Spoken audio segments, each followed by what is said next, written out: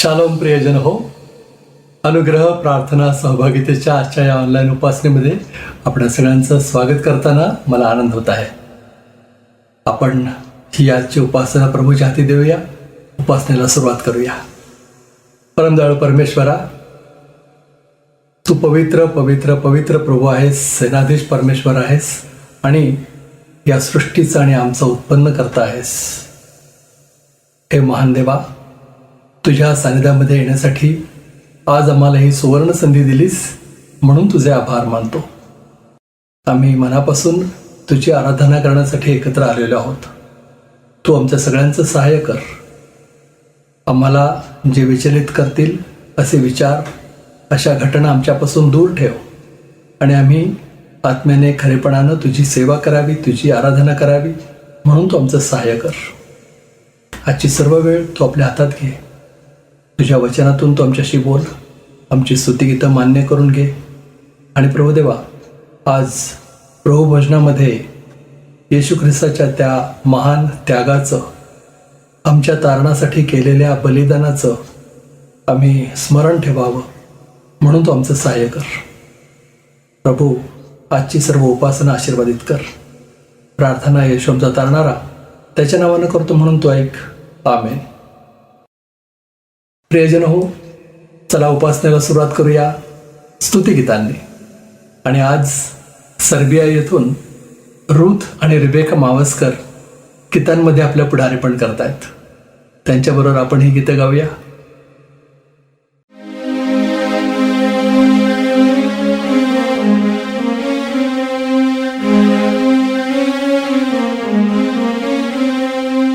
Praise the Lord, everyone. I would like to thank God for this wonderful time. We're going to sing this song, which is based on Psalm 128, and it's a Hindi song which says, खुदावन के खौफ में रहता है जो, उसकी ही राहों पे चलता है जो, अपनी मेहनत का फल वो पाएगा, होगा वो ही मुबारक बरकत पाएगा. मुबारक वो शख्स है मुबारक. Hope this song will be a blessing to all of us. Amen. खुदावन के खौफ में रहता है जो, उसकी ही राहों पे चलता है जो, खुदावन के खौफ में रहता है जो, उसकी राहों पे चलता है जो, अपनी मेहनत का फल वो पाएगा, अपनी मेहनत का फल वो पाएगा, होगा वो मुबारक बरकत पाएगा. मुबारक वो शख्स है मुबारक, मुबारक वो शख्स है मुबारक. तेरे पत्नी तेरे घर के अंदर दीवादार दाखलता जैसी रहेगी. तेरे दस्तरखान में तेरी औलाद जैतून के पौधों की मानंद रहेगी. ऐसी बरकत उसको मिलेगी जो कि खुदा से डरता है. ऐसी बरकत उसको मिलेगी जो कि खुदा से डरता है. अपनी मेहनत का फल वो पाएगा, अपनी मेहनत का फल वो पाएगा, होगा वो मुबारक बरकत पाएगा. मुबारक वो शख्स है मुबारक, मुबारक वो शख्स है मुबारक. यहोवा सिय्योन से तुझे बरकत दे और तू हमेशा भलाई देखे. देखे तू बच्चों के बच्चों को, सलामती जिंदगी हमेशा रहे. ऐसी बरकत उसको मिलेगी जो कि खुदा से डरता है. ऐसी बरकत उसको मिलेगी जो कि खुदा से डरता है. अपनी मेहनत का फल वो पाएगा, अपनी मेहनत का फल वो पाएगा, होगा वो मुबारक बरकत पाएगा. मुबारक वो शख्स है मुबारक, मुबारक वो चालक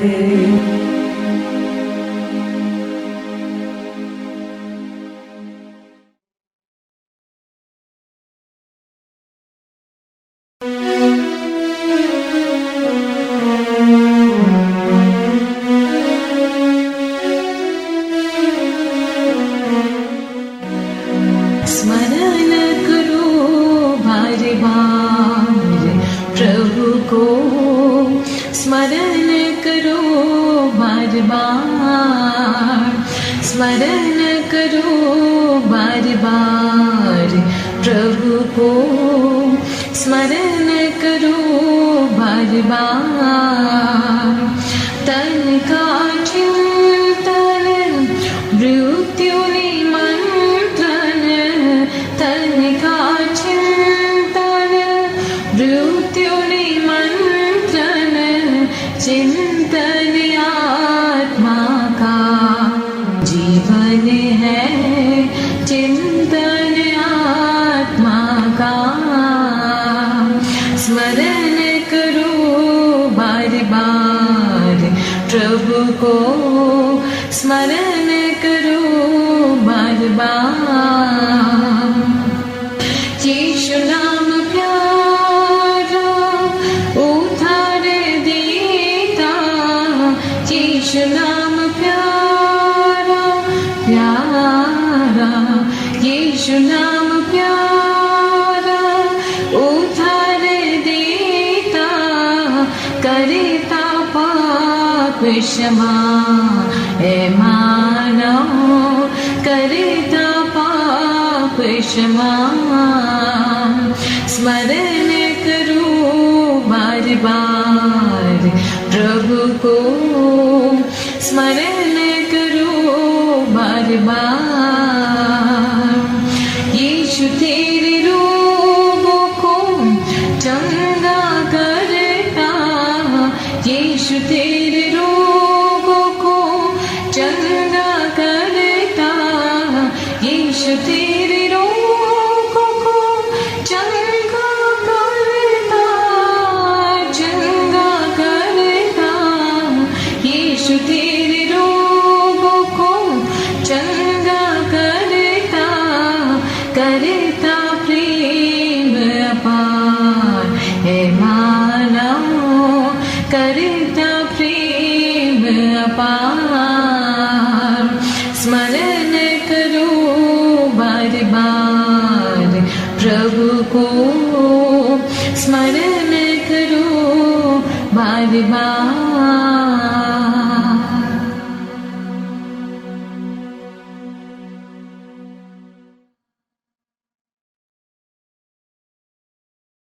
सिस्टर रूथ आणि रेबेका, तुम्ही या सुंदर गीतांमध्ये आमचं पुढारीपण केलं, तुमचे मनपूर्वक आभार. आता प्रभूचं वचन वाचूया. पुण्याहून सिस्टर अनघा ओहोळ प्रभूचं वचन आपल्यासाठी वाचतायत.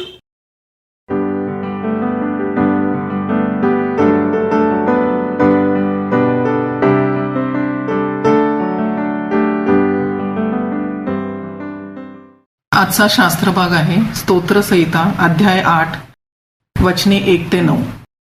हे परमेश्वरा आमच्या प्रभू, सर्व पृथ्वीवर तुझे नाम किती थोर आहे. तू आपले वैभव आकाशभर पसरिले आहे. तू बालके व तान्हुली यांच्या मुखाने सामर्थ्य स्थापित केले आहे. तुला विरोधी आहेत म्हणून आणि वैरी व सूड घेणारा यास कुंठित करावे म्हणून तू असे केले.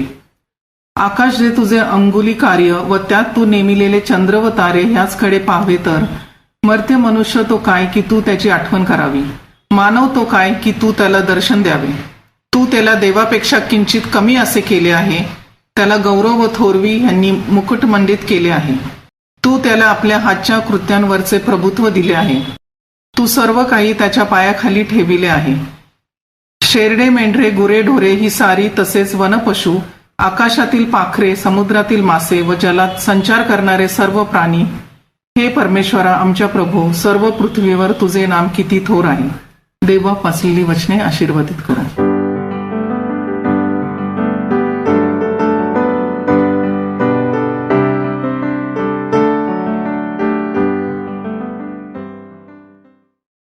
अनघाताई, तुम्ही प्रभूचं वचन वाचण्यात आमचं पुढारीपण केलं, आपला बहुमूल्य वेळ दिलात. तुमचे मनपूर्वक आभार. आता दानार्पणाची वेळ झाली आहे. उपासना संगीतामधून हे सर्व परिचित गीत आपण गाऊया आणि आपले दान प्रभूच्या चरणी आणूया.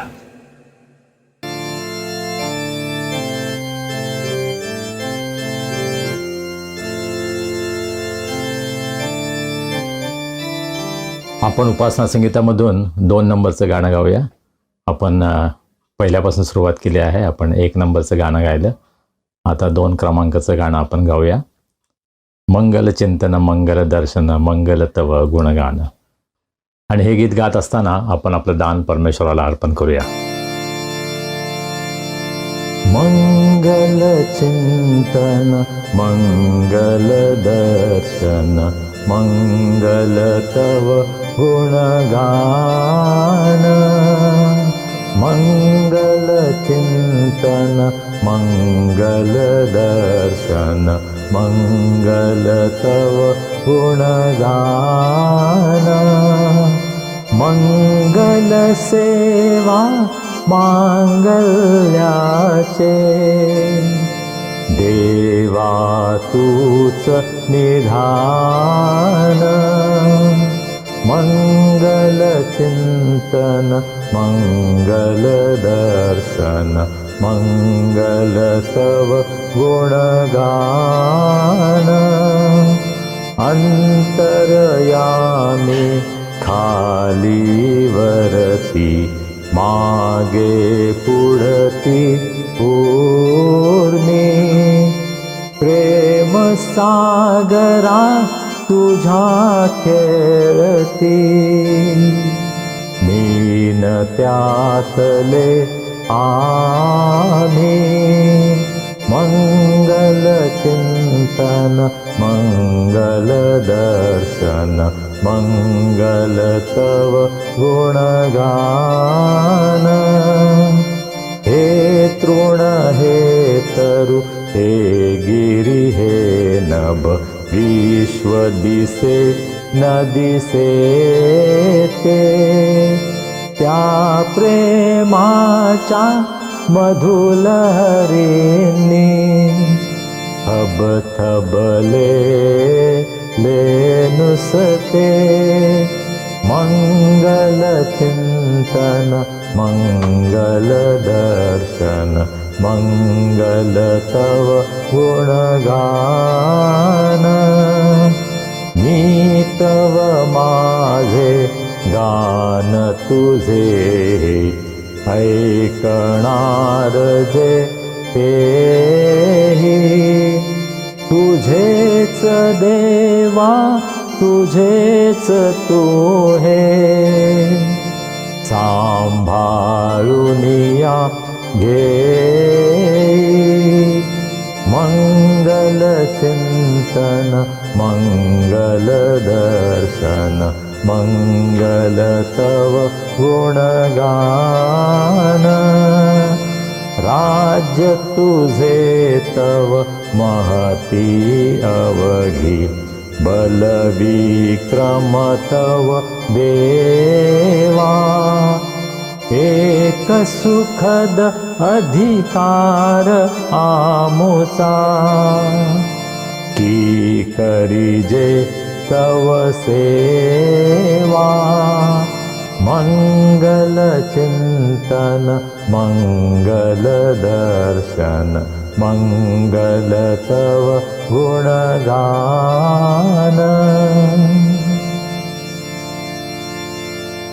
आपण आपलं दान परमेश्वराच्या हातामध्ये सोपूया. प्रार्थना करूया. सर्व समर्थ जिवंत प्रभुदेवा, आम्ही तुझे मनापासून उपकार मानतो. आजचा सुंदर दिवस तू आम्हाला आमच्या जीवनामध्ये दाखवलास. तुझी स्तुती आराधना करण्यासाठी तू आमचं सहाय्य केलंस, तुझी कृपा पुरवलीस. प्रभू, तू आजपर्यंत आम्हाला सांभाळलंस, आमची काळजी घेतलीस. तुझे अनेक आशीर्वाद तू आम्हाला दिले आहेत, त्याबद्दल आम्ही मनापासून तुला धन्यवाद देतो. प्रभू, आमचं तुझ्यावरील प्रेम व्यक्त करण्यासाठी अत्यंत अल्प असं दान आम्ही तुझ्या भांडारामध्ये आणलं आहे. प्रभू, या दानाचा तू स्वीकार कर, हे आशीर्वादित कर.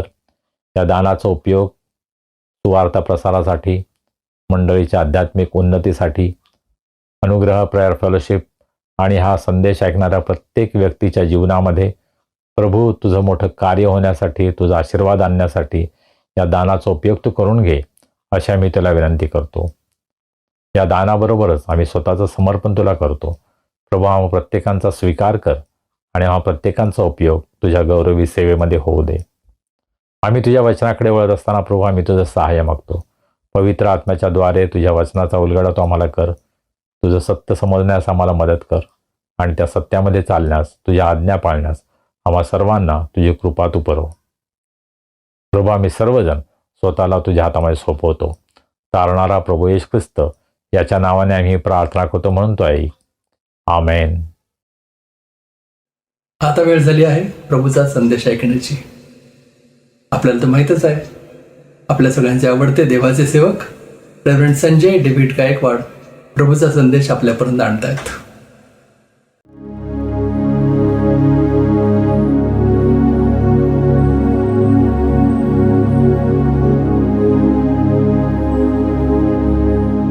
शालोम. कसे आहात आपण सर्व? खूप आनंद वाटतो या ऑनलाईनच्या माध्यमातून आपल्या सर्वांची भेट होते. मागच्या रविवारची विशेष भक्ती अतिशय आशीर्वादित झाली, याविषयी आपल्यापैकी अनेकांनी आम्हाला कळवलं. त्याबद्दल आम्ही प्रभूला धन्यवाद देतो. अनेक लोकांनी या भक्तीमध्ये भाग घेतला होता. मराठी भक्तीमध्ये ब्रदर मेघनाथ पवार जे लव्हाळा कोल्हापूर या ठिकाणी असतात, जेम्स या मिनिस्ट्रीसाठी ते सेवा करतात. त्यांनी अतिशय सुंदर संदेश टीचर्स डेच्या निमित्तानं आपल्याकडे आणला आणि सर्वांना तो अतिशय आशीर्वादित झाला. त्याबद्दल आम्ही प्रभूला मनापासून धन्यवाद देतो. शारदा सदन प्राथमिक शाळा खेडगाव, पंडित रामाबाई मुक्ती मिशन या संस्थेतील ही शाळा, ज्या ठिकाणी मिसेस मालविका आखाडे या मुख्याध्यापिका आहेत, त्यांनी आणि त्यांच्या शिक्षकांनी अतिशय सुंदर गीत आज टीचर्स डेच्या निमित्तानं तयार केलं होतं. ते त्यांनी आम्हाला पाठवलं. त्याबद्दल मी त्यांचा आभारी आहे. प्रोफेसर सतीश साळवे जे मिरजमध्ये असतात, ते मिरजमध्ये हिब्रू भाषा शिकवतात आणि त्यांचा जो सर्टिफिकेशनचा कार्यक्रम झाला त्यामध्ये त्यांनी एक हिब्री भाषेतील गीत सादर केलं. ते सुद्धा त्यांनी आम्हाला पाठवलं. त्याबद्दल आम्ही त्यांचे आभारी आहोत. दानार्पणाचं विशेष गीत सिस्टर पल्लवी मिस्त्री यांनी सादर केलं होतं. त्याबद्दल त्यांचाही मी आभारी आहे.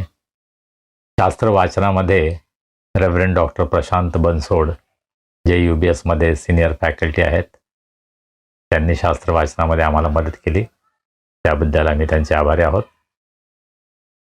शिक्षक दिनानिमित्त विशेष मध्यस्थीची प्रार्थना आपल्यासाठी रेव्हरंड स्वाती रॉजर्स यांनी सादर केली आणि अतिशय सुंदर प्रार्थना त्यांनी आपल्यासाठी केली. त्याबद्दल आपल्या सर्वांतर्फे मी त्यांचा आभारी आहे. इंग्रजीमध्ये मास्टर टीचर हा संदेश आपल्याकडे डॉक्टर रश्मी त्रिभुवन ज्या दुबईला असतात, ज्या माझ्या स्टुडंट आहेत, अतिशय सुंदर संदेश, अतिशय अभ्यासपूर्ण असा हा संदेश त्यांनी आपल्याकडे आणला. त्याबद्दल मी त्यांचा अतिशय आभारी आहे. 10 सप्टेंबरला त्यांचा वाढदिवस असतो आणि जरी उशीर झालेला आहे तरीसुद्धा त्यांना वाढदिवसाच्या निमित्त आमच्या खास शुभेच्छा आणि प्रार्थना. प्रभूनं त्यांना आशीर्वादित करावं आणि अशाच प्रकारे येणाऱ्या दिवसामध्ये अधिकाधिक लोकांना प्रभूचं वचन गाजवण्यासाठी, अनेक जीवन आशीर्वादित करण्यासाठी प्रभूनं त्यांचा उपयोग करून घ्यावा, यासाठी आमच्या प्रार्थना त्यांच्यासाठी आहेत. स्तुती आराधनेमध्ये, प्रेज अँड वर्शिपमध्ये अनुपा पॉल ज्या चेन्नईमध्ये असतात आणि संगीत विषयामध्ये तज्ज्ञ आहेत, त्या शिकवतात. त्यांनी अतिशय सुंदर गीतं सादर केली. त्याबद्दल मी त्यांचा आभारी आहे. इंग्रजीमध्ये इंटरसेसरी प्रेयर मध्यस्थीची प्रार्थना आपल्यासाठी प्रोफेसर स्वाती डोंगरे ज्या डब्लिन आयर्लंड या ठिकाणी असतात, पूर्वी त्या पुण्यामध्ये होत्या आणि स्क्रिप्चर युनियनच्या त्या ट्रेजरर होत्या. अतिशय सुंदर सेवा त्यांनी पुण्यामध्ये केली आणि आता त्या आपल्या पतीबरोबर आणि मुलीबरोबर आयर्लंडमध्ये असतात. त्या ठिकाणी सुद्धा आमचा विश्वास आहे की प्रभूची सेवा त्या करत आहेत आणि त्यांनी अतिशय सुंदर मध्यस्थीची प्रार्थना केली. त्याबद्दल मी त्यांचा आभारी आहे. इंग्रजीमध्ये बायबल रीडिंग आपल्यासाठी डॉक्टर स्मिता कुंदे ज्या वाडी हॉस्पिटलच्या व्हाईस प्रिन्सिपल म्हणून रिटायर झाल्या, परंतु आपल्या अनुग्रह प्रेयर फेलोशिपमध्ये त्या अतिशय ॲक्टिव्ह आहेत आणि कधी पण त्यांना विनंती केली तर मदत करायला ते तयार असतात. त्या सुद्धा सध्या दुबईमध्ये आहेत आणि तिथून त्यांनी बायबल रीडिंग आपल्यासाठी पाठवलं, त्याबद्दल मी त्यांचा आभारी आहे. तर अशा प्रकारे मागच्या रविवारची विशेष भक्ती, शिक्षक दिन, टीचर्स डे ही अतिशय आशीर्वादित झाली. त्याबद्दल आम्ही प्रभूला मनापासून धन्यवाद देतो. येणाऱ्या दिवसामध्ये अशाच प्रकारे अनेकांनी आपल्या भक्तीमध्ये भाग घ्यावा, गाणी गावीत, प्रार्थना करावी, पवित्रशास्त्र वाचन करावं, यासाठी माझी आपल्या सर्वांना विनंती आहे. प्रत्येक रविवारी माझ्यासमोर मोठा प्रश्न असतो की आता कोणाला सांगायचं बायबल रीडिंग करण्यासाठी, आणि पुष्कळदा ज्यांनी आधीच केलेलं आहे अशा अनेक लोकांना आम्ही पुन्हा पुन्हा सांगतो. परंतु माझी इच्छा आहे की अनेक नवीन लोकांनी तयार व्हावं. आणि जर तुमची इच्छा असेल, तयारी असेल बायबल रीडिंग करायची, तर कृपा करून मला तसं कळवा, म्हणजे मी तुम्हाला सांगेन कधी आपल्याला बायबल रीडिंग करता येईल. ब्रदर मेघनाथ पवार यांनी स्वतः अशी इच्छा प्रदर्शित केली होती की देवाच्या वचनाची सेवा करायला मला आवडेल, आणि मला खूप आनंद वाटला. आणि ते टीचर होते, त्यामुळे मला असं वाटतं ही चांगली संधी आहे टीचर्स डेच्या निमित्तानं, शिक्षक दिनाच्या निमित्तानं त्यांना विनंती करावी. आणि त्यांनी अतिशय सुंदर संदेश दिला आणि चांगली साक्ष त्यांच्या जीवनाविषयी आपल्याला ऐकायला मिळाली. त्याबद्दलही आपण प्रभूला धन्यवाद देऊया. ज्या सर्वांनी भाग घेतला त्या सर्वांसाठी आपण प्रार्थनेमध्ये आठवण ठेवूया की प्रभूनं त्या सर्वांचा उपयोग त्याच्या गौरवासाठी येणाऱ्या दिवसामध्ये करावा. 21 सप्टेंबरपासून सोऊल, साऊथ कोरिया इथे लोसान कॉन्फरन्स भरणार आहे. डॉक्टर बिली ग्रॅहम आणि डॉक्टर जॉन स्टॉट यांनी अनेक वर्षांपूर्वी ही कॉन्फरन्स सुरू केली आणि साधारण 10 वर्षांनी एकदा होत असते. आणि मिशन्स कॉन्फरन्स आहे आणि केवळ पूर्णवेळ जे सेवक आहेत त्यांच्यासाठीच नाही, परंतु जे वेगवेगळ्या प्रकारच्या कामामध्ये आहेत, व्यवसायामध्ये आहेत, त्यांनासुद्धा जर ते देवाची सेवा त्या माध्यमातून करत असतील तर त्यांनासुद्धा त्या ठिकाणी आमंत्रित केलं जातं. आणि या कॉन्फरन्समध्ये आमची मुलगी अनुग्रह, हिलासुद्धा आमंत्रण मिळालं आहे आणि तीसुद्धा 20 सप्टेंबरला या कॉन्फरन्ससाठी जाणार आहे. त्याबद्दल आम्ही प्रभूला धन्यवाद देतो. प्रभूने अद्भुत रीतीनं तिला लागणाऱ्या सर्व गोष्टींचा पुरवठा केला.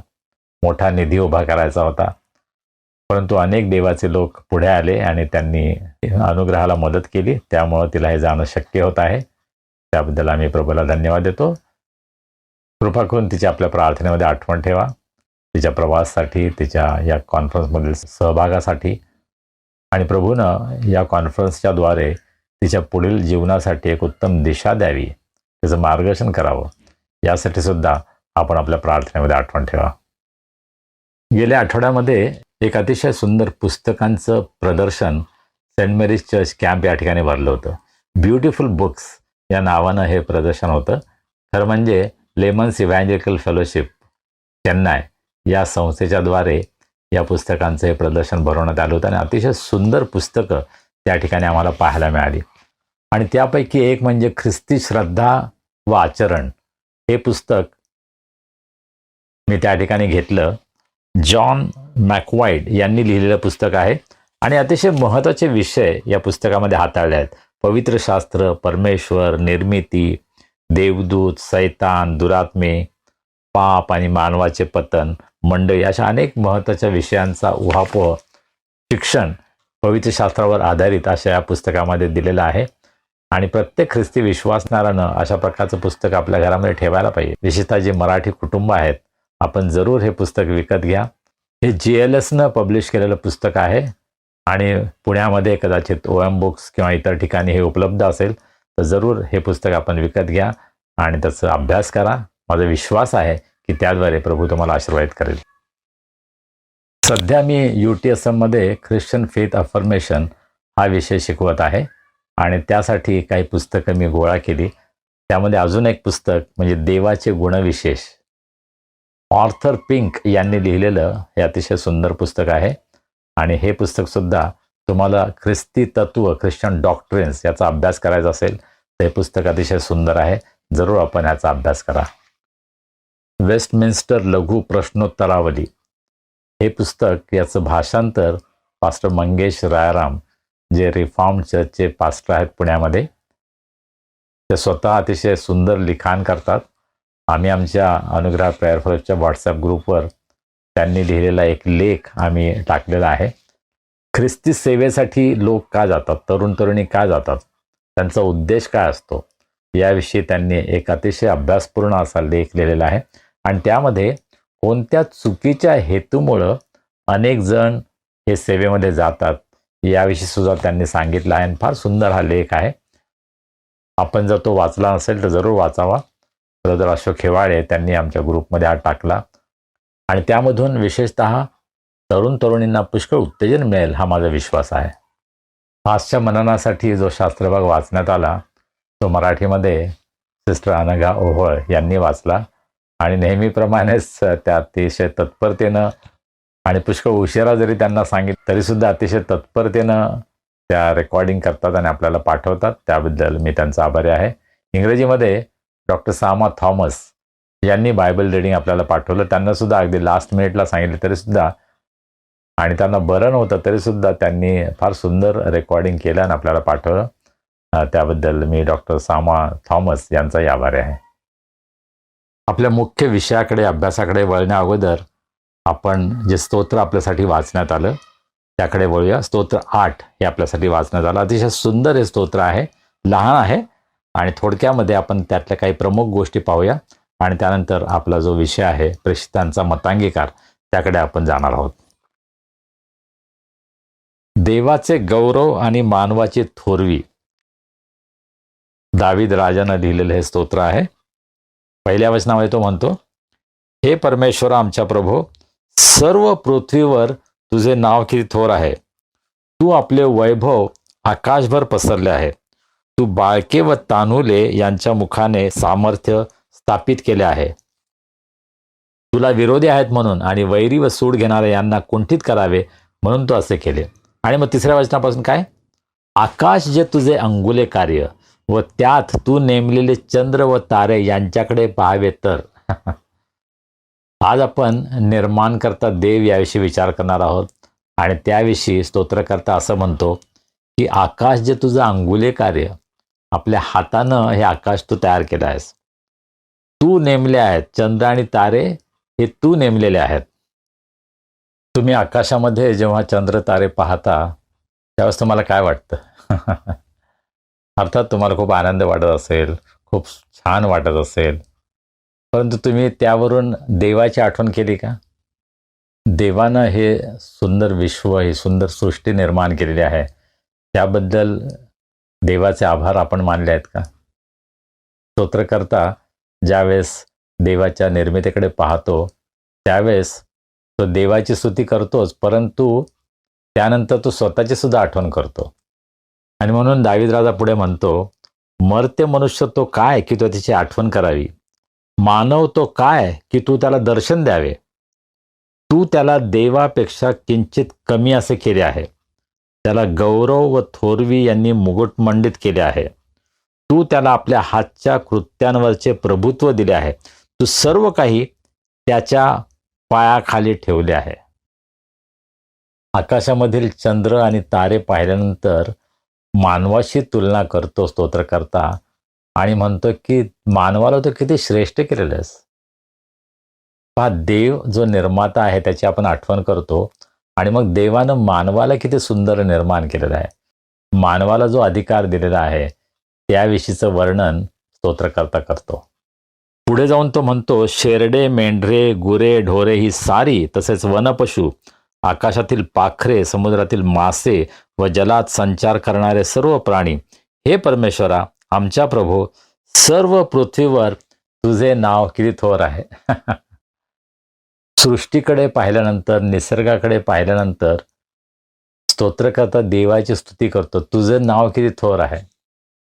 आणि आम्ही सर्वांनी करणं आवश्यक आहे, नाही का? ज्यावेळेस आपण निसर्गामध्ये जातो त्यावेळेस त्या निसर्गाचा आनंद आपण घेतोच, परंतु त्या निसर्गाच्या द्वारे आम्हाला देवाची आठवण व्हायला पाहिजे. देवाच्या कार्याविषयी आपण विचार करायला पाहिजे. देवाचं अद्भुत कार्य, त्याचं सामर्थ्य, त्याचं सौंदर्य याची जाणीव आपल्याला व्हायला पाहिजे. आणि स्तोत्रामधून कदाचित स्तोत्रकर्ता आम्हाला हे शिकवू इच्छितो.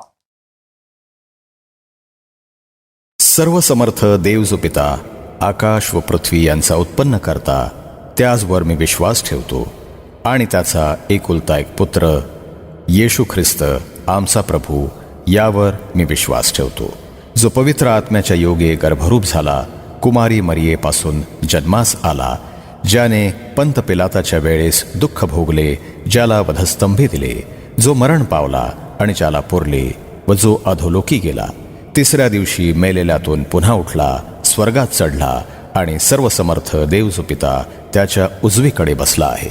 तिथून जिवंतांचा आणि मेलेल्यांचा न्याय करावयास तो पुन्हा येणार आहे, याच विषयी मी विश्वास ठेवतो. पवित्र आत्मा, पवित्र सार्वत्रिक मंडळी, पवित्र जनांची सहभागिता, पापांची क्षमा, देहाचे पुनरुत्थान आणि सार्वकालिक जीवन, याविषयी मी विश्वास ठेवतो. आमेन. प्रेषितांचा मतांगी कार्याचा अभ्यास करत असताना आत्तापर्यंत आपले 2 सेशन झालेले आहेत किंवा 2 आर्टिकल्स आपण पाहिलेले आहेत आणि आपण आता तिसऱ्या सेशनकडे जाणार आहोत. अर्थात सुरुवातीलाच मी प्रेषितांचा मतांगी कार्याची ओळख करून दिलेली आहे, ते वेगळं सेशन आहे. परंतु प्रत्यक्ष प्रेषितांचा मतांगी कार्याचा अभ्यास आपण जेव्हा करायला लागलो तेव्हा सर्वप्रथम आपण मी विश्वास धरतो, विश्वास धरते याविषयी विचार केला. त्यानंतर सर्वसमर्थ देव जो पिता, देव पिता सर्वसमर्थ याचा अभ्यास आपण केला आणि त्यानंतर पुढे काय आहे, आकाश व पृथ्वी यांचा निर्माण करता, क्रिएटर ऑफ हेवन अँड अर्थ. तर आकाश आणि पृथ्वी यांचा निर्माण करता याचा विचार आजच्या सत्रामध्ये आपण करणार आहोत. या जगामध्ये जेव्हा आपण पाहतो निसर्गाकडे, प्रामुख्यानं सृष्टीकडे, त्यावेळेस हे सर्व देवानं निर्माण केलेलं आहे हे आपण ओळखतो, नाही का? ज्यावेळेस आपण देवाविषयी, त्या संकल्पनेविषयी किंवा त्या सिद्धांताविषयी विचार केला तेव्हा जगामध्ये असे अनेक लोक आहेत आणि कदाचित बहुसंख्य आहेत की जे देवावर विश्वास ठेवत नाहीत. इंग्लंडमध्ये आत्ता नजीकच्या काळामध्ये त्यांनी एक सर्व्हे केला आणि लोकांना त्यांनी विश्वासाविषयी विचारलं, त्यावेळेस 50% लोकांनी सांगितलं की आमचा देवावर विश्वास नाही. असं कुठलीही गोष्ट नाही, देव हा विचारसुद्धा आम्ही करत नाही, अशा प्रकारे 50% लोकांनी सांगितलं. पहा, ज्या देशानं संपूर्ण जगामध्ये सुवार्तिक पाठवले, मिशनरी पाठवले, मंडळ्या सुरू केल्या, आज त्या देशाची परिस्थिती अशी आहे की 50% लोक हे देवावरच विश्वास ठेवत नाहीत. आणि त्यानंतर बहुसंख्य असे आहेत की जे वेगवेगळ्या धर्मावर विश्वास ठेवतात. मुस्लिम आहेत, हिंदू आहेत, शीख आहेत, ख्रिस्ती समजणारे सुद्धा अनेक जण आहेत की ज्यांना येशू ख्रिस्ताची खरी ओळखच नाही आहे. असे लोक सुद्धा आज चर्चेसमध्ये आहेत, मंडळांमध्ये आहेत. पाश्चिमात्य देशामध्ये असे अनेक ख्रिस्ती आहेत की जे फक्त सणावाराला चर्चला जातात. कदाचित ख्रिसमसला, गुड फ्रायडे किंवा इतर प्रमुख दिवशी. इतर वेळेला कधी ते चर्चला जात नाहीत, फक्त नावापुरते ते ख्रिस्ती आहेत आणि म्हणून त्यांना ख्रिस्ती म्हणून त्यांची गणना करणं हे सुद्धा चुकीचं होईल, नाही का? तर जगामध्ये असे असंख्य लोक आहेत की जे देव हा निर्माण करता आहे याच्यावर विश्वास ठेवत नाही. परंतु तुम्ही आणि मी, आपण जे प्रभू येशू ख्रिस्तावर विश्वास ठेवतो, आपण जे जिवंत देवावर विश्वास ठेवतो, आमचा हा पक्का विश्वास आहे की देवानं सर्व जग निर्माण केलं आहे आणि त्यासाठी आपल्याला उत्पत्तीच्या पुस्तकामध्ये जावं लागेल, नाही का? उत्पत्तीच्या पुस्तकाची सुरुवात कशी होते? पहिल्या वचनामध्ये, प्रारंभी देवाने आकाश व पृथ्वी उत्पन्न केली. उत्पत्ती या पुस्तकाला इंग्लिशमध्ये जेनेसिस हा शब्द आहे, नाही का? निर्मिती, उत्पत्ती. आणि पहिलं जे पुस्तक आहे पवित्रशास्त्रातलं त्याचं नावच उत्पत्ती आहे. आणि त्या पहिल्या पुस्तकाच्या पहिल्या अध्यायामध्ये पहिलं वचन आम्हाला देव हे सांगतो, प्रारंभी देवाने आकाश व पृथ्वी निर्माण केली. म्हणजे जेव्हा काहीच नव्हतं तेव्हा देव त्या ठिकाणी कार्य करत होता आणि देवानं पृथ्वी निर्माण केली. हे केवळ आपण वाचत नाही, पण आमचा पक्का विश्वास आहे, नाही का, की देव हा जगाचं निर्माण करताय. आणि देवानं कशी निर्माण केली हे पण आपण काय पाहतो, तेव्हा देव बोलला प्रकाश हो आणि प्रकाश झाला. देवाने प्रकाश पाहिला की तो चांगला आहे आणि देवाने प्रकाश व अंधकार हे एकमेकांपासून वेगळे केले. सृष्टीची निर्मिती केल्यानंतर देवानं आपल्या निर्मितीतील सर्वोच्च बिंदू म्हणजे मानव निर्माण केला. आणि पहिल्या अध्यायाच्या 26व्या वचनामध्ये आपण काय पाहतो? मग देव बोलला, आपल्या प्रतिरूपाचा व आपल्याशी सदृश्य असा मनुष्य आपण करू. आणि आपलं निर्मितीचं कार्य झाल्यानंतर परमेश्वर देव काय म्हणाला बरं? 31व्या वचनामध्ये, आपण केलेले सर्व फार चांगले आहे असे देवाने पाहिले. संध्याकाळ झाली व सकाळ झाली, हा 6वा दिवस. 6 दिवसामध्ये देवानं या संपूर्ण सृष्टीची निर्मिती केली आणि मानवाला त्याने निर्माण केलं. तर अशा प्रकारे देव हा निर्माता आहे, हे सत्य किंवा हा सिद्धांत आपल्याला पवित्र शास्त्राच्या पहिल्या पुस्तकापासून शेवटल्या पुस्तकापर्यंत पाहायला मिळतो. पुन्हा आणि पुन्हा देव त्याची आठवण करून देतो की मी तुमचा निर्माता आहे, मी तुम्हाला निर्माण केलेलं आहे, ही पृथ्वी, ही सृष्टी मी निर्माण केलेली आहे. आणि म्हणूनच 8व्या स्तोत्रामध्ये स्तोत्रकर्ता दावीद म्हणतो की परमेश्वरानं आकाश आणि पृथ्वी निर्माण केलेली आहे. आकाशातील सूर्य, चंद्र, तारे हे परमेश्वराने निर्माण केलेले आहेत आणि त्यामध्ये मानवाला सुद्धा त्याने निर्माण केलेलं आहे, याची साक्ष स्तोत्रकर्ता आपल्या स्तोत्रामध्ये देतो. तर पहिली गोष्ट आपल्याला ही समजते की परमेश्वरानं जगाची निर्मिती केली, पृथ्वीची निर्मिती केली आणि या पृथ्वीकडे पाहिल्यानंतर या पृथ्वीचा निर्माणकर्ता सर्वसमर्थ देव आहे याची जाणीव आम्हाला होते. आणि या देवाच्या निर्मितीतून त्याच्या मागे निर्माणकर्ता आहे याची आठवण, याची जाणीव आम्हाला होते. परंतु ख्रिस्ती विश्वासणाऱ्या या नात्यानं आमचा हा विश्वास आहे की केवळ या पृथ्वीमध्ये आम्हाला देवाच्या निर्मितीचा अनुभव येतो, त्याची खात्री पटते म्हणून नाही, परंतु देव आपल्या वचनामध्ये आम्हाला सांगतो म्हणून आम्ही विश्वास ठेवतो की देव हा पृथ्वीचा निर्माण करता आहे. आयझॅक वॉट्स यांनी एक फार सुंदर गीत लिहिलेलं आहे. त्यामध्ये ते असं लिहितात, the heavens declare thy glory Lord, in every star thy wisdom shines, but when our eyes behold thy word we read thy name in clearer lines. हो, या जगामध्ये आम्हाला निर्माणकर्ता देवाची ओळख होते, पण त्याची सर्वात उत्तम ओळख आम्हाला त्याच्या वचनाद्वारे होते. म्हणून देवाचं वचन हे अत्यंत महत्त्वाचं आहे. बरोबर. निर्मिती बाबतीमध्ये विचार करत असताना दुसरा विचार आपल्या मनामध्ये हा येतो, देवानं या जगाची निर्मिती केली आणि त्यानंतर त्यानं तिला त्याच्याच भरोशावर सोडून दिलं असं नाही.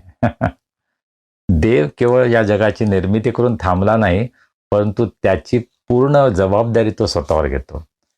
ही पृथ्वी चालू राहण्यासाठी, हा निसर्गक्रम चालू राहण्यासाठी देव स्वतः त्यामध्ये रस घेतो. त्याला या जगामध्ये इंटरेस्ट आहे. हे जग चांगलं राहावं यासाठी देव त्यासाठी प्रयत्न करत आहे. इब्री लोकास पत्राचा 1 अध्याय 3 वचन, ज्या ठिकाणी प्रभू येशू ख्रिस्ताचं कार्य, त्याची ओळख करून देण्यात येते. 3ऱ्या वचनामध्ये इब्री लोकास पत्राचा लेखक असं म्हणतो, हा म्हणजे प्रभू येशू ख्रिस्त त्याच्या गौरवाचे तेज व त्याच्या तत्वाचे प्रतिरूप असून आपल्या सामर्थ्याच्या शब्दाने विश्वाधार आहे आणि पापाची शुद्धी केल्यावर तो ऊर्ध्वलोकी राजवैभवाच्या उजवीकडे बसला. तो विश्वाधार आहे हा शब्द मराठीमध्ये वापरला आहे. इंग्रजीमध्ये ही सस्टेन्स द वर्ल्ड. तो आधार आहे. त्यानं केवळ निर्मिती केली आणि सोडून दिलं. जेव्हा एखाद्या फॅक्टरीमध्ये, कंपनीमध्ये घड्याळ तयार होतं, ते तयार झाल्यानंतर त्याची जबाबदारी संपते. होय, कदाचित ते बिघडलं तर तो रिपेअर करतो, परंतु दररोज त्या घड्याळाकडे तो पाहत नाही, हे चालते की नाही याची काळजी त्याला नसते. परंतु देव या पृथ्वीवर लक्ष देतो. त्याचं लक्ष आम्हा प्रत्येकांकडे आहे. आणि म्हणूनच प्रभू येशू ख्रिस्ताने सांगितलं की तुमच्या डोक्यावरील केस सुद्धा मोजलेले आहेत. देवाच्या परवानगीशिवाय झाडाचं पान सुद्धा खाली पडत नाही. अशा प्रकारे देव आज सुद्धा या पृथ्वीमध्ये रस घेतो, या पृथ्वीची तो काळजी घेतो. या प्रकारे पवित्र शास्त्र आम्हाला शिकवतं. बरोबर. धर्म सुधारण्याचे एक प्रमुख नेते जर्मनीमधील मार्टिन लुथर यांनी आपल्या लेखामध्ये असं लिहिलं आहे, I believe that God has created me and all that exist, that he has given me and still sustains my body and soul. देवानं मला निर्माण केलेला आहे आणि तोच आज माझी काळजी घेतो, तो सर्व गोष्टींचा पुरवठा करतो, याची साक्ष मार्टिन लुथर देतात. आणि आम्हा सर्वांचा तोच अनुभव आहे, नाही का? जेव्हा आपण असं म्हणतो की माझा हा विश्वास आहे की देव निर्माता आहे, त्यावेळेस आम्ही काय म्हणतो की देवानं मला निर्माण केलेलं आहे. आणि पवित्र शास्त्र आम्हाला हे सुद्धा सांगतं की त्यानं आपल्या प्रतिरूपाचं असं आम्हाला निर्माण केलं आहे. पहा, या जगामध्ये आमची निर्मिती अत्यंत वैशिष्ट्यपूर्ण आहे. आम्ही इतर सर्व प्राणी, पक्षी, झाडं यांच्यापेक्षा वेगळी आहोत आणि विशेष आहोत, कारण देवानं आम्हाला आपल्या प्रतिरूपाचं केलेलं आहे. आपला श्वास आमच्यामध्ये फुंकला आहे आणि आमच्या बाबतीमध्ये हे एक अत्यंत वैशिष्ट्यपूर्ण अशी गोष्ट, नाही का? जर देवानं आम्हाला आपल्या प्रतिरूपाचं निर्माण केलेलं आहे, तर त्याचा परिणाम आमच्यावर काय होतो, तर त्याचं महत्त्व आमच्यासाठी काय आहे? त्याचा अर्थ त्याच्यामध्ये आणि माझ्यामध्ये एक नातं आहे. एक प्रेमाचं नातं देवामध्ये आणि माझ्यामध्ये आहे. तो माझा निर्माता आहे, पण मी त्याला पिता म्हणून म्हणतो, नाही का? त्याला बाप म्हणून मी हाक मारतो. फ्रेंच लेखक पास्कल याने एक फार सुंदर विधान केलेलं आहे. There is a God shaped vacuum in each one of us and only God can fill that. आम्हा प्रत्येकांच्या जीवनामध्ये एक प्रकारची पोकळी आहे आणि जी पोकळी केवळ देवच भरू शकतो. देवानं आमच्यामध्ये अशा प्रकारची क्षमता निर्माण केलेली आहे की त्यामुळे आम्ही देवाशी संबंध प्रस्थापित करू शकतो. जर मानव म्हणून आम्हाला खरं परिपूर्ण जीवन जगायचं असेल, तर आम्हाला देव जो आमचा निर्माण करता त्याच्याशी संबंध ठेवणं हे महत्त्वाचं आहे. त्याशिवाय मानव म्हणून आम्ही आमचं खरं जीवन जगू शकणार नाही. 5व्या शतकामध्ये संत ऑगस्टिन यांनी फार सुंदर विधान केलेलं आहे.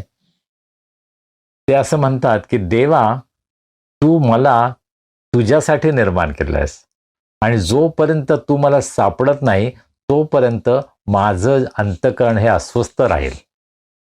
तर देवाचा आणि आमचा हा अत्यंत वैशिष्ट्यपूर्ण असा संबंध आहे. जोपर्यंत आम्ही त्या जिवंत देवाला ओळखत नाही तोपर्यंत आमचं जीवन हे अपूर्ण, अस्वस्थ आणि शांतीविरहित राहील. दुसरा एक विचार, जर आपण असं म्हणतो की देवानं आम्हाला त्याच्या प्रतिरूपाचं बनवलेलं आहे, तर त्याचा अर्थ आम्ही देवाचे आहोत. आम्ही देवाचा शोध घेतो ही चांगली गोष्ट आहे, परंतु आम्ही देवाचेच आहोत हा विचार या निर्मितीच्या सिद्धांतापासून आम्हाला मिळतो की देवानं आम्हाला त्याच्या प्रतिरूपाचं बनवलेलं आहे, त्याचा अर्थ आम्ही त्याचे आहोत. देवानं आम्हाला बनवलेलं आहे, आम्हाला निर्माण केलेलं आहे, म्हणून आम्ही त्याचे आहोतच. परंतु नव्या करारामध्ये आपल्याला हे सुद्धा आढळतं. पौल करिंथीतील मंडळीला लिहित असताना 1 करिंथ 6:19-20 मध्ये असं म्हणतो की त्यानं आम्हाला विकत घेतलेलं आहे. प्रभू येशू ख्रिस्तानं त्याच्या मौल्यवान रक्तानं आम्हाला विकत घेतलेलं आहे आणि म्हणून आम्ही अधिकच त्याचे आहोत. एक फार सुंदर गोष्ट मी बऱ्याच वर्षापूर्वी ऐकली होती. ती संपूर्ण गोष्ट मी सांगणार नाही, कारण ती ऐकायला आपल्याला फार वेळ लागेल. परंतु त्या गोष्टीचा गाभा हा आहे की देवानं मला निर्माण केलं, परंतु माझ्या पापामुळं मी देवापासून दूर गेलो, भटकलो. परंतु देवानं मला पुन्हा शोधून काढलं, प्रभू येशू ख्रिस्ताला जगात पाठवलं आणि मी पापाच्या चिखलामध्ये, दलदलीमध्ये असताना देवाने मला शोधलं, मला त्या पापामधून बाहेर काढलं आणि पुन्हा एकदा स्वतःच्या रक्तानं मला खंडून घेतलं आणि म्हणून मी त्याचा आहे. पहा, त्याने निर्माण केलं म्हणून मी त्याचा आहे, परंतु प्रभू येशू ख्रिस्तानं आपल्या रक्ताद्वारे मला खंडणी भरून विकत घेतलेलं आहे आणि म्हणून मी देवाचा आहे. देव माझा निर्माता आहे आणि मी देवाचा आहे हा विचार पवित्र शास्त्रामध्ये अत्यंत स्पष्ट आहे. प्रभू येशू ख्रिस्ताकडे कोणीतरी आलं आणि म्हटलं की कैसराला कर देणं योग्य आहे का? प्रभू येशू ख्रिस्ताने त्यांना काय उत्तर दिलं? तुमच्याकडे नाणं आहे का, दाखवा मला. आणि त्या नाण्यावर त्याने विचारलंय, कुणाचा याच्यावर शिक्का आहे? कैसराचा. मग प्रभू येशू ख्रिस्त म्हटला, कैसराचे ते कैसराला द्या आणि देवाचं ते देवाला द्या, कारण आमच्यावर सुद्धा पवित्र आत्म्यानं शिक्का मारलेला आहे.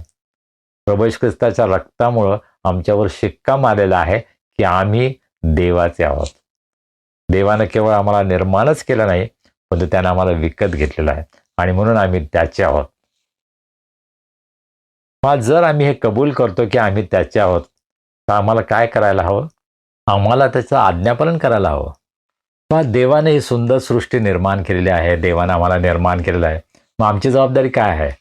आपण पुन्हा एकदा उत्पत्तीच्या पुस्तकामध्ये जाऊया. उत्पत्ती 2:15 मध्ये आपण काय वाचतो? परमेश्वर देवाने मनुष्यास एदेन बागेत नेऊन तिची मशागत व राखण करण्यास ठेवले.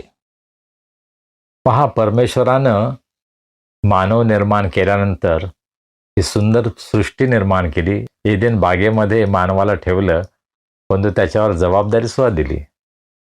काय सांगितलं परमेश्वरानं? तिची मशागत कर आणि राखण कर.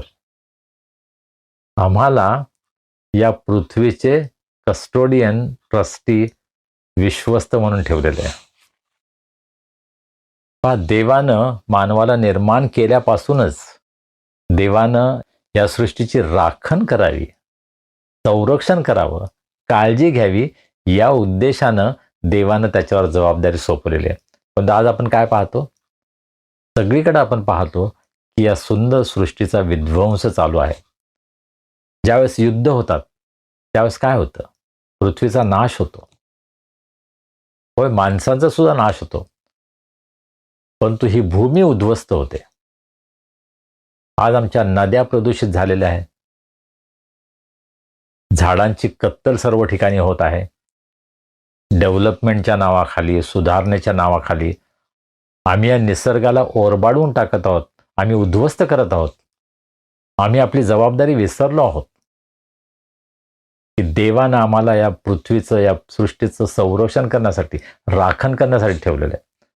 आम्ही फक्त या सृष्टीचा उपभोग घेण्यासाठी, त्याच्यापासून आपल्याला फायदा काय मिळेल त्याच्या मागे लागलो आहोत. आणि शेवटी आपण सर्व स्वतःचा नाश ओढवून घेत आहोत. आमची मुलगी अनुग्रहा ही क्रिएशन केअर या चळवळीशी जुडलेली आहे आणि तिला फार काळजी असते.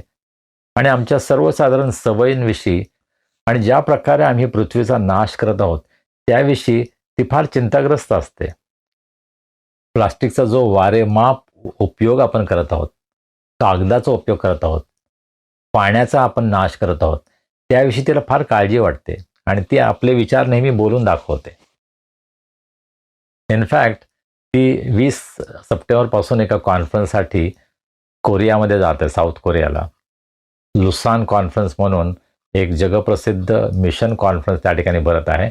आणि त्यानंतर आणखीन एका कॉन्फरन्समध्ये ती भाग घेत आहे, ज्यामध्ये क्रिएशन केअर किंवा या पृथ्वीची काळजी घेणं यावर ते चर्चा विनिमय करणार आहेत.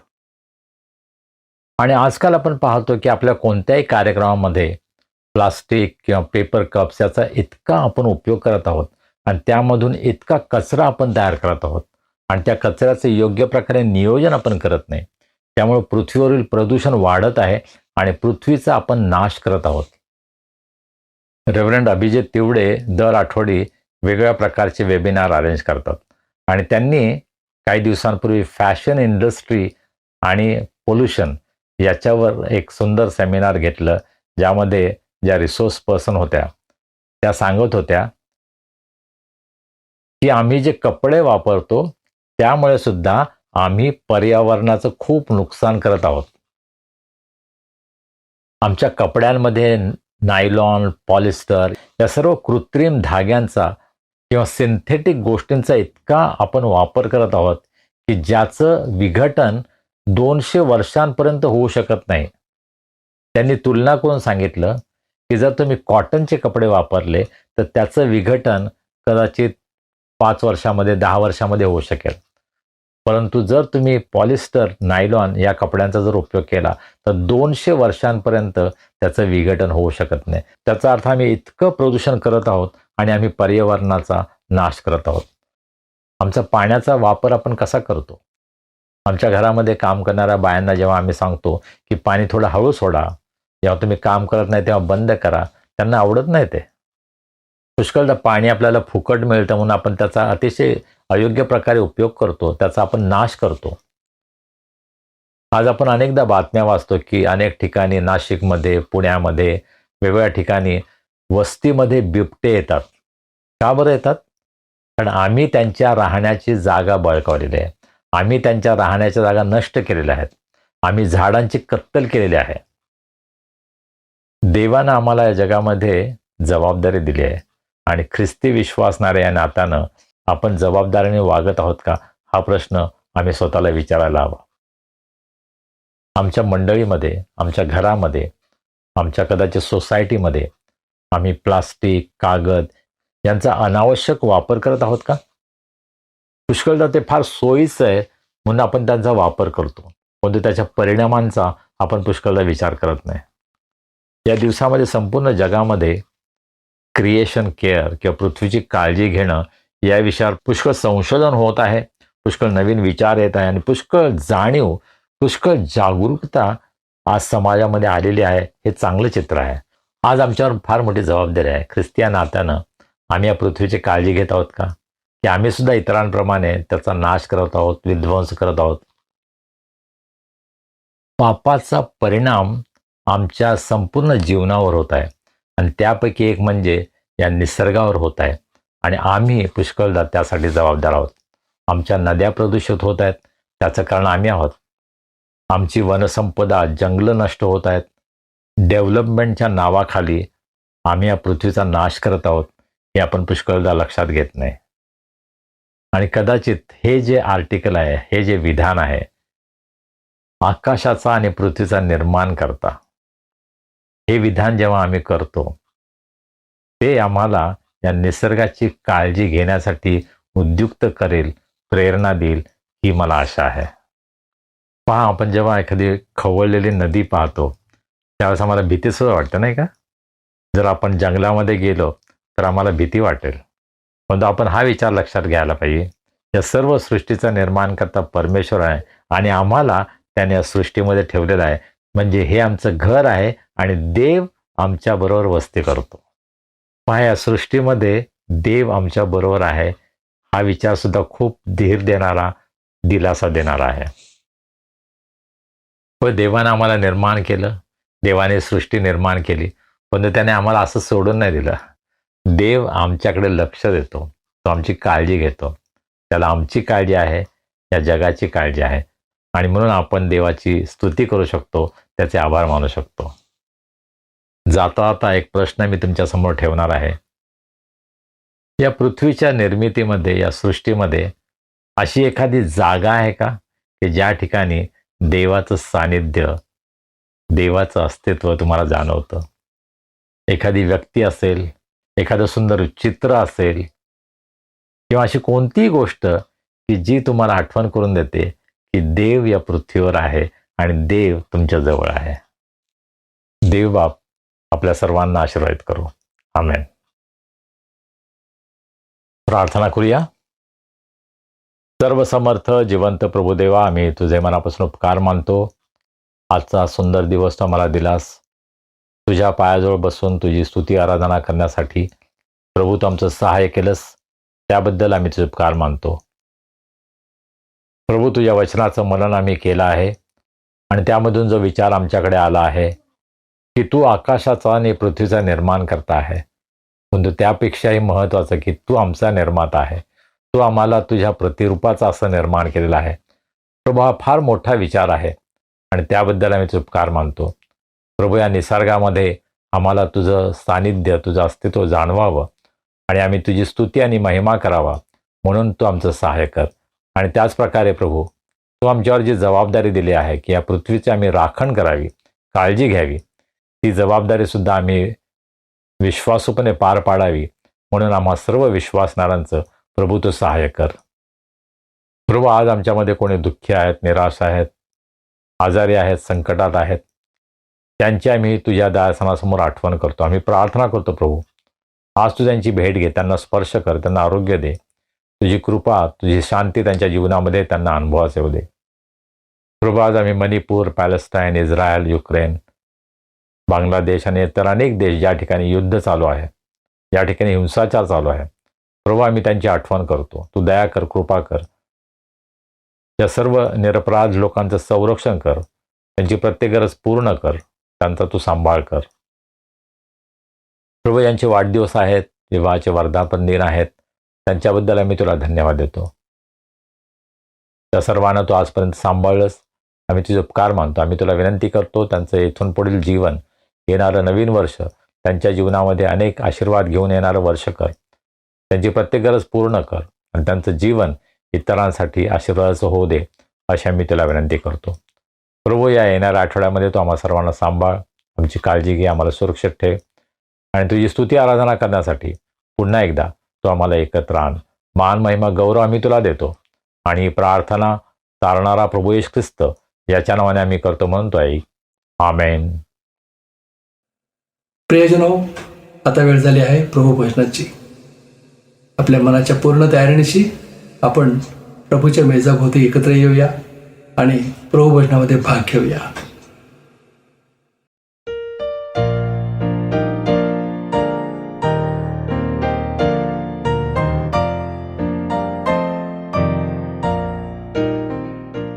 देवाच्या प्रिय लोकांनो, प्रभूच्या मेजामध्ये सहभागी होण्यासाठी, पवित्र प्रभू भोजनामध्ये सहभागी होण्यासाठी आपण सर्वजण स्वतःची तयारी करूया. आपण प्रार्थना करूया. सर्व समर्थ जिवंत प्रभू देवा, आम्ही तुझे उपकार मानतो. तू आमच्यावर प्रीती केलीस. आम्ही पापामध्ये असताना तुझा पुत्र प्रभू येशू ख्रिस्त याला तू या जगामध्ये पाठवलंस. आमच्या पापांसाठी अत्यंत क्रूर अशा वधस्तंभावर त्यानं स्वतःचं बलिदान केलं. आपलं निष्कलंक रक्त त्यानं सांडलं. प्रभू, त्याच्या या बलिदानाबद्दल आज आम्ही तुझी स्तुती करतो आणि उपकारस्तुतीच्या अंतःकरणानं आज आम्ही तुझ्याकडे येतो. हा मेज आम्ही सिद्ध करत असताना तू आमचं सहाय्य कर, तू आमचं मार्गदर्शन कर.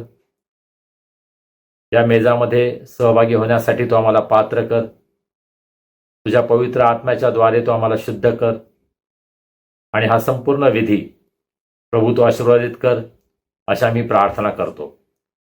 तारणारा प्रभू येशू ख्रिस्त याच्या नावाने आम्ही प्रार्थना करतो, आमेन. आपण प्रार्थना करूया आणि आपणही या प्रार्थनेमध्ये माझ्याबरोबर सहभागी होऊ शकता. हे सर्व समर्थ देवा, तुला आमची अंतःकरणे पूर्णपणे ठाऊक आहेत. आमच्या मनातील आशा, आकांक्षा आणि विचार तू पूर्णपणे ओळखतोस. आमची कोणतीही बाब तुझ्यापासून लपलेली नाही. आम्ही तुझ्यावर मनोभावे प्रेम करावे आणि तुझ्या पवित्र नामाचा महिमा यथार्थ वर्णन करावा, म्हणून पवित्र आत्म्याच्या प्रेरणेने तू आमची मने शुद्ध कर. आमचा प्रभू येशू ख्रिस्त याच्याद्वारे, आमेन.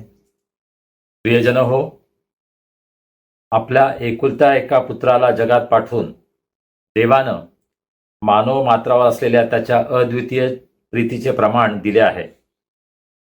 त्या पुत्राने आम्हाला आमच्या पातकांपासून मुक्त करावे, स्वर्गात आमच्यासाठी मध्यस्थी करावी आणि आम्हाला सनातन जीवन द्यावे, अशी देवपित्याने योजना केली. तेव्हा देवाच्या अनुग्रहाने त्याच्या आज्ञांचे पालन करण्याचा, सर्वांशी प्रेमभावाने आणि शांतीने राहण्याचा आपण निश्चय करूया. देवावर विश्वास ठेवून पश्चातापी अंतःकरणाने आपण आपली पातके पदरी घेऊया. आपण सर्व मिळून पापकबुलीची प्रार्थना करूया. माझ्याबरोबर आपण ही प्रार्थना करा. हे सर्व समर्थ देवा, आमच्या स्वर्गीय देवबापा, आम्ही वाईट कृत्य करून, वाईट शब्द बोलून, वाईट विचार मनात बाळगून पाप केले आहे. आम्ही तुझे तसेच इतरांचेही अपराधी आहोत. कधी अजाणतेपणी, कधी हेतुपुरस्सर, तर कधी मोहाचा प्रतिकार करू न शकल्यामुळे आम्ही पाप केले आहे आणि तुला अनेक वेळा दुखावले आहे. करू नये ते आम्ही केले आणि करावे ते आम्ही केले नाही. याबद्दल आम्हाला खरोखर वाईट वाटते. आम्ही मनापासून पश्चाताप करतो आणि तुझ्याकडे क्षमेची याचना करतो. तुझा पुत्र येशू ख्रिस्त यानं आमच्यासाठी बलिदान केलं म्हणून तू आम्हाला क्षमा कर. तू आम्हाला नवं जीवन दे. आम्ही तुझी सेवा करावी व तुझ्या नामाचे गौरव करावे असे तू कृपेने कर. आमेन. जे एकमेकांना त्यांच्या अपराधांबद्दल क्षमा करतात आणि स्वतःच्या पातकांबद्दल मनापासून पश्चाताप करतात, त्यांना क्षमादान देणारा देव आमच्यावर दया करो. आमच्या पापांची क्षमा करून आम्हाला त्यांच्यापासून मुक्त करो. योग्य ते करण्यासाठी तो आम्हाला समर्थ करो आणि सार्वकालिक जीवन आम्हाला देव. आमचा प्रभू येशू ख्रिस्त याच्याद्वारे. आमेन. देवाची उपकारस्तुती असो. प्रभूचं वचन आपण ऐकूया. करिंथकरास पहिले पत्र 11वा अध्याय आणि 23 वचनापासून पुढे.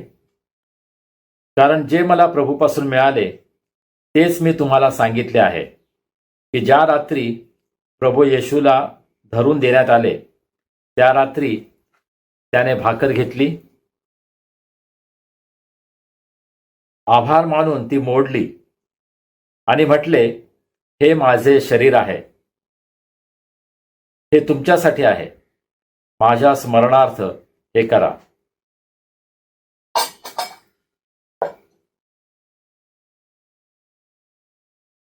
मग भोजन झाल्यावर त्याने प्याला घेऊन तसेच केले आणि म्हटले, हा प्याला माझ्या रक्ताने झालेला नवा करार आहे. जितक्यांदा तुम्ही हा पिता तितक्यांदा माझ्या स्मरणार्थ हे करा. कारण जितक्यांदा तुम्ही ही भाकर खाता व हा प्याला पिता तितक्यांदा तुम्ही प्रभूच्या मरणाची तो येईपर्यंत घोषणा करता.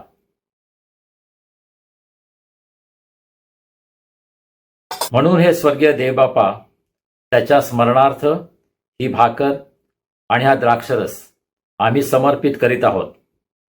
क्रूसावर त्याने केलेला एकमेव परिपूर्ण यज्ञ, मृतातून त्याचे झालेले पुनरुत्थान आणि त्याचे स्वर्गारोहण याबद्दल आम्ही घोषणा करतो. तसेच त्याच्या गौरवशाली पुनरागमनाची आम्ही आतुरतेने प्रतीक्षा करतो. आमेन. प्रार्थना करूया. हे दयाळू प्रभो, तू सिद्ध केलेले भोजन घेण्यासाठी आम्ही येत आहोत. ते आमच्या धार्मिकतेमुळे नव्हे, तर तुझ्या अपार करुणेवर विश्वास ठेवून तुझ्या ताटाबाहेर सांडलेले अन्नकण देखील वेचण्याची आमची पात्रता नाही. तथापि सदा सर्वदा दया करणे हा तुझा स्वभाव धर्मच आहे. तेव्हा हे करुणाकर प्रभो, तुझ्या पुत्राच्या येशू ख्रिस्ताच्या देहाचे व रक्ताचे सेवन केल्यामुळे आमचा पापी देह निर्मळ आणि आमचा आत्मा शुद्ध होऊ दे. त्याने आम्हामध्ये आणि आम्ही त्याच्यामध्ये राहावे असे तू कृपेने कर. आमेन. देवाच्या प्रिय लोकांनो, जे तुम्ही प्रभू येशू ख्रिस्तावर आपला तारणारा आणि प्रभू म्हणून विश्वास ठेवता, ज्यांनी प्रभू येशू ख्रिस्ताच्या नावामध्ये बाप्तिस्मा घेतला आहे, श्रद्धापूर्वक या प्रभू भोजनात सहभागी व्हा. आपल्या प्रभू येशू ख्रिस्तानं तुमच्याकरता अर्पण केलेल्या देहाचे व रक्ताचे सेवन करा. तो तुमच्यासाठी मरण पावला याची जाणीव ठेवा आणि विश्वासाने आणि उपकार स्मरण करीत त्याला आपल्या अंतःकरणात सामावून घ्या. ख्रिस्ताचं शरीर तुमच्यासाठी मोडण्यात आलं, त्याच्या स्मरणार्थ आपण घेऊया. आपण सर्व एकाच वेळी याचं सेवन करूया.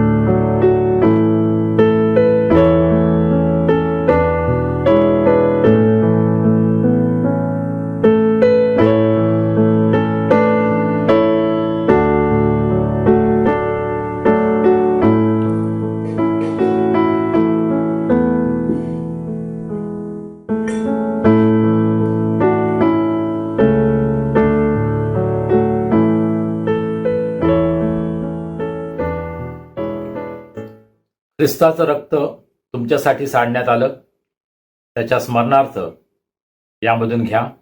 आपण सर्व एकाच वेळेस या प्याल्यातून सेवन करूया.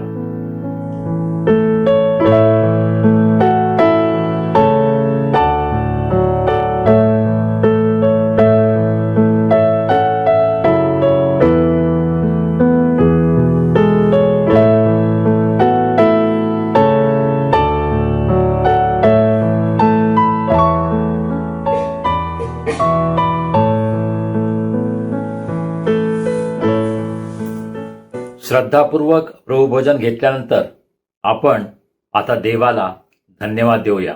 प्रार्थना करूया. हे सर्व समर्थ देवा, तू आम्हाला तुझा पुत्र येशू ख्रिस्त याच्या शरीराचे व रक्ताचे आध्यात्मिक अन्न भरवलेस, म्हणून आम्ही तुला धन्यवाद देतो. तुला मान्य असा जिवंत यज्ञ होण्यासाठी आम्ही त्याच्याद्वारे आमचं जीवन तुला समर्पित करतो. आमच्या आचरणाने व कार्याने तुझा आदर व सन्मान व्हावा, तुझा गौरव केला जावा, म्हणून तुझ्या आत्म्याचं सामर्थ्य देऊन तुझं कार्य करण्यासाठी तू आम्हाला पाठव. आमेन. प्रभूनं शिकवलेली प्रार्थना करूया.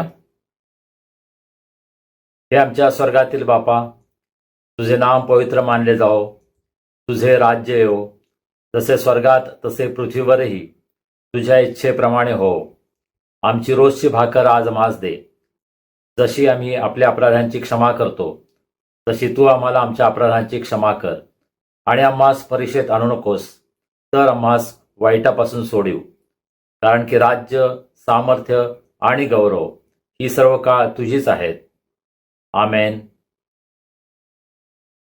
प्रभूचा आशीर्वाद घेऊया. आता ज्या शांतीच्या देवानं सर्व काळच्या कराराच्या रक्तानं मेंढरांचा महान मेंढपाळ आपला प्रभू येशू याला मेलेल्यातून परत आणले, तो देव आपल्या दृष्टीने जे आवडते ते आपणामध्ये येशू ख्रिस्ताच्या द्वारे करो व आपल्या इच्छेप्रमाणे करण्यास तो तुम्हाला प्रत्येक चांगल्या कामात सिद्ध करो. त्या येशू ख्रिस्ताला युगानयुग गौरव असो. आणि देव बापाची प्रीती, प्रभू येशू ख्रिस्ताची कृपा, पवित्र आत्म्याची सहभागिता आम्हा सर्वांसह प्रभू येशूवर प्रेम करणाऱ्या प्रत्येक शिष्याबरोबर आता आणि सदा सर्व काळ असो. आमेन. सुवंद्य देवा परात्पर स्तवा हो त्याला खाली व तो बाप पुत्र आत्मा जा त्रैक्याला द्या अनंत मान. आमेन. शांतीने जा आणि प्रभूची आणि एकमेकांची सेवा करा. आमेन. प्रियजन हो, आजची उपासना आशीर्वादाची ठरली. प्रभू आपल्याशी बोलला, प्रभूनं काही विशेष दाखवलं, मग हे आपल्यापर्यंत ठेवू नका. इतरांनाही त्याचा आनंद मिळू द्या, आशीर्वाद मिळू द्या.